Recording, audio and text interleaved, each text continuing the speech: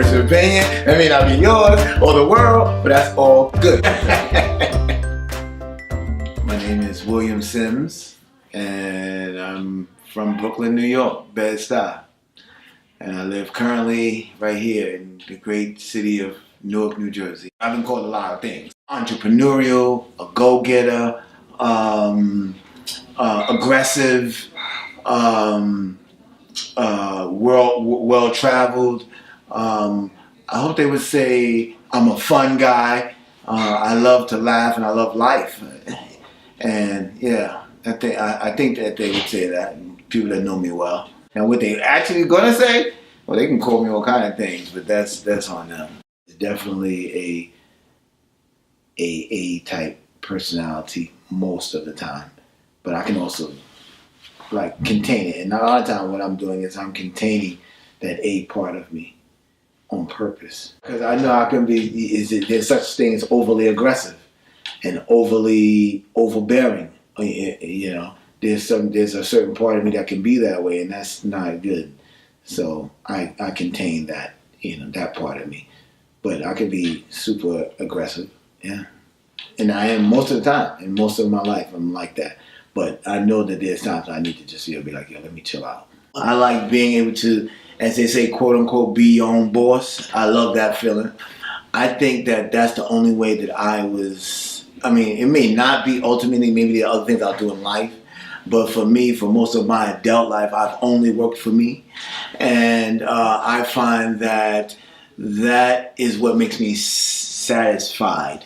And there's been rare times, and I mean very rare times, that I've worked for other people and I never was satisfied. I always was not as productive, not as aggressive, not as conscientious, not as much of a go-getter, until I'm creating on my own. And I don't know, maybe that's just me, but when I have to do the same thing that I do for somebody else, I'm never the same on point and never as sharp. I'm just not. So I like knowing that it's mine, I'm creating it, and I got a team of people that works for me. So yeah. Some people may even call me a serial entrepreneur, meaning that I lose on this, or I fail maybe, or be not as successful, and I pick up another business. And I've done that multiple times. So I probably owned 10 different businesses in the last 20 years, you know what I'm saying? So real estate is just not the only baby that I've birthed, but there are quite others. Restaurants, laundromats, so on and so forth. What I didn't enjoy the most, and that was I owned a restaurant. Now, I didn't know at the time that owning a restaurant is like a 7-day business where you gotta, there's not a lot of days off. You just kind of like on. And I tried to run that with a real estate business and law practice at the same time. Oh man, that was the worst. I think I got a creative part about me that real estate allows me to tap into. What I mean by that is when you buy something as ugly as I buy them, or in the conditions that I buy houses, man, you gotta be creative to bring them back to life and to bring them to the point where someone is gonna come in, Big Mama and the family gonna come in and be like, oh, I like this. Oh, this is pretty. So that's what I like, being able to look at it down the line and be like, wow, I can't believe I transformed that to this. Right now I'm married to a beautiful wife. Her name is Hillis.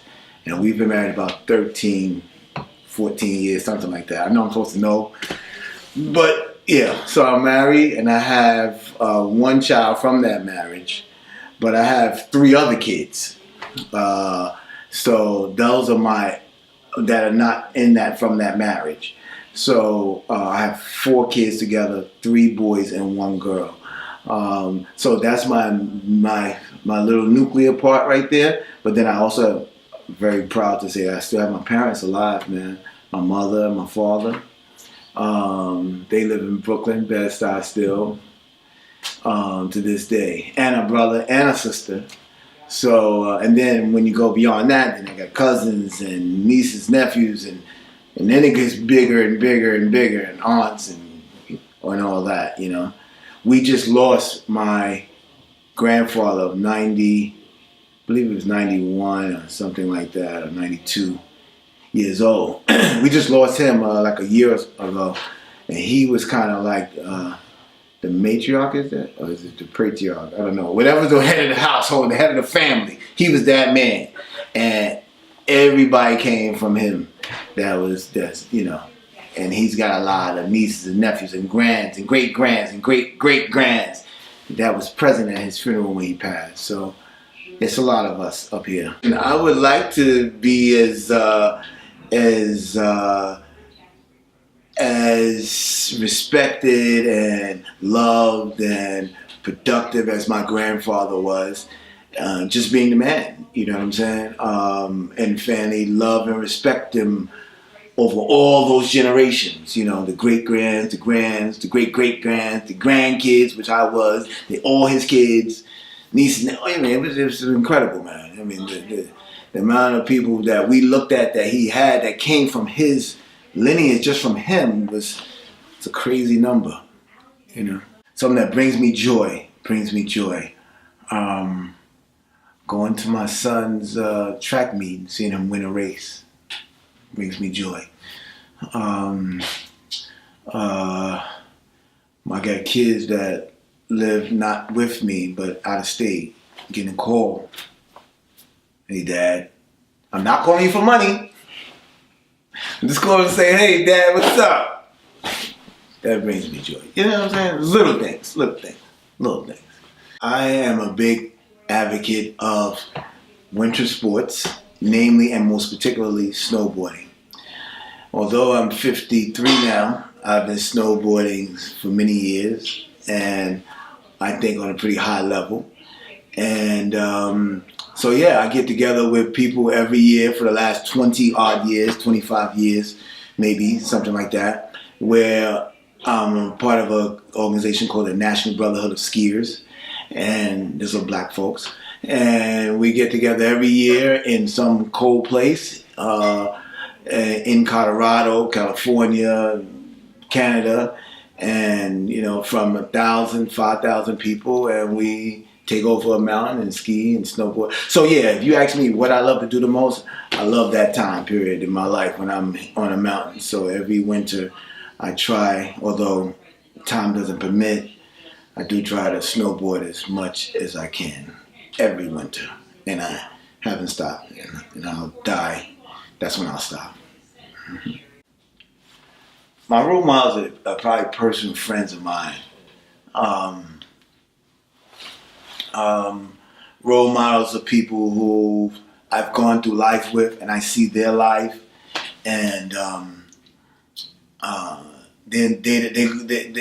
was about to say they go nameless, meaning that they're not like written in a book or they're not famous or anything like that, but they're good brothers, okay? They're good brothers who I've experienced life with, and I've just seen how they run their lives. And I mean, I could tell you their names, but I can give you an example. One is a good friend of mine. He's a lawyer in Philadelphia. He is a role model to me because he's a very caring guy.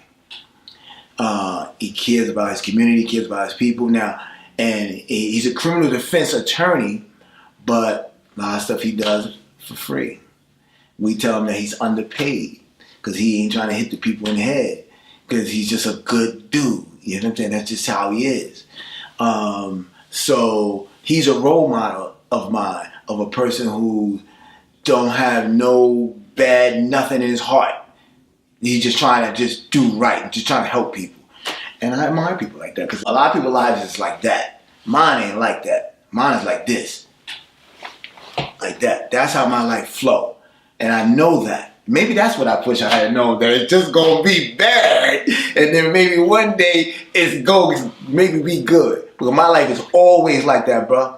It's always like, kick down, you in the dirt. Now you better find your way over here.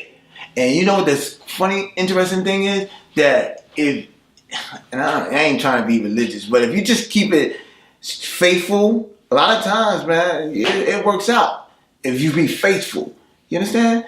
But you can't let them failures get you down. The pain or whatever, you just survive that. You're going on. So if you just know that you're going to have those times in your life when things are a little rough, but but you just gotta keep going, and it's gonna be all right. You're gonna be all right. So that's kind of how I think about it, even when I've lost in business, because I've lost a lot in business, lost a lot in money. You understand? Times when I ain't have no money, lots and lots and lots and lots of times. Lots and lots and lots of times when you had no money. You understand?